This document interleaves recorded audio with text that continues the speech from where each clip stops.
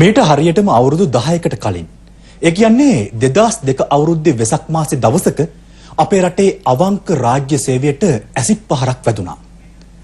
මධ්‍යම පළාත් අධ්‍යාපන දෙපාර්තමේන්තුවේ මගඩියක් එලි කරපු විගණන අධිකාරිවරයෙක් තමයි ඒකෙන් ඇත්තටම තුවාල උනේ. මේ ප්‍රහාරයෙන් එතුමගේ මූණේ ඇති වුණු කැළල තවම සනීප උනේ නැතත් අවංක රාජ්‍ය සේවයට ඇති වුණු කැළලට අද උසාවියෙන් බෙහෙත් ලැබුණා. ඒ මේ මගඩියට සම්බන්ධ හැමෝම මහ උළු ගෙදර යවලා. මම රාජකාරිය අවසන් කරලා 5ට විතර කාර් එකේ මම ආවා. ඔය අස්ගිරිය ඒ හරියදී ක්‍රීවිලයක් ආවා. මාව පහු කරන යන ගමන් ජනෙලෙ අස්සෙන් මේ ඇසිඩ් පහරක් ගැහුවා මගේ මූණට.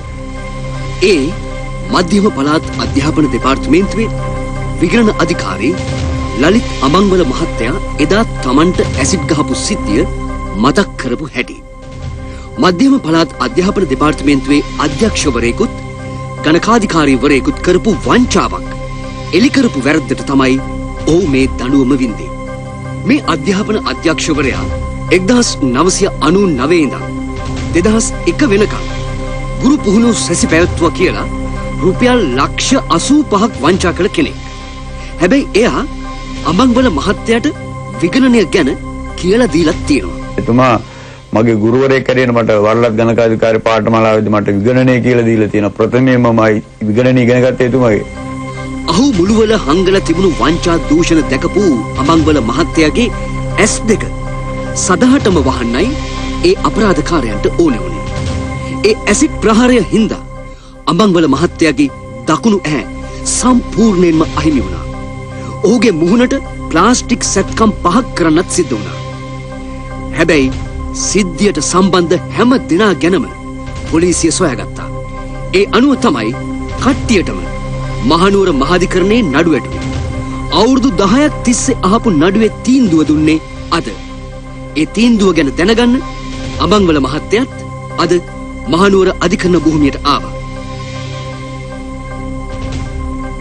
නඩුවේ තීන්දුව දෙමින් මහාධිකරණ විනිසුරු ප්‍රීති පද්මන් සූරසේන මහත්තයා කිව්වේ චූදිතයින් 7 දෙනාට අවුරුදු 10 ගානේ බරපතල වැඩ සහිතව සිරදඬුවම් දෙනවා කියලායි. මේ අය අතරින් අමංගල මහත්තයාට ඇසිඩ් ගහපු 3 දෙනාට තවත් අවුරුදු 20ක සිරදඬුවමක් නියම වුණා. වැඩේ සැලසුම් කරපු දෙන්නට චෝදනා 3ක් යටතේ අවුරුදු 20 බැගින් අවුරුදු 60ක සිරදඬුවමකුත් නියම වුණා. හැබැයි ඒ අවුරුදු 60 එකවර ඒ කියන්නේ අවුරුදු 20කදී ගෙවි යන විදිහටයි පනවලා තියෙන්නේ. මීට අමතරව රුපියල් ලක්ෂ 32ක දඩමුදලක් වගේම අමංගල මහත්තයාට රුපියල් ලක්ෂ 50ක වන්දියකුත් ගෙවන්න මේ චූදිතයන්ට නියම වුණා. මේ නඩු තීන්දුව අහලා එළියට ආපු අමංගල මහත්තයා රටටම කිව්වේ අවංක රාජ්‍ය සේවකීන්ට මේ නඩු තීන්දුවෙන් ලොකු හයියක් ලැබෙනවා කියලායි. තමන්ට ලැබෙන වැටුපට සාධාරණ ඉෂ්ට කරන්න ඕන ඉෂ්ට කරගෙන යෑමට යෑමේදී ඇති වෙන යම්කිසි අවහිරතාවයන් ඇති වෙනවා නම් ඒවට මේ නඩු තීන්දුව වගේ නඩු තීන්දුව ලැබෙයි. ඒක නිසා අධෛර්ය වෙන්න එපා. විශේෂයෙන් මම දැන් සහකාර විගණකාධිපති හැටියට නැවත වැඩ කරනවා. මම තනියම වැඩ කරන්නේ. නමුත් මම 6ක් තියෙනවා කියලා හිතේ ධානය වැඩ කරන්නේ.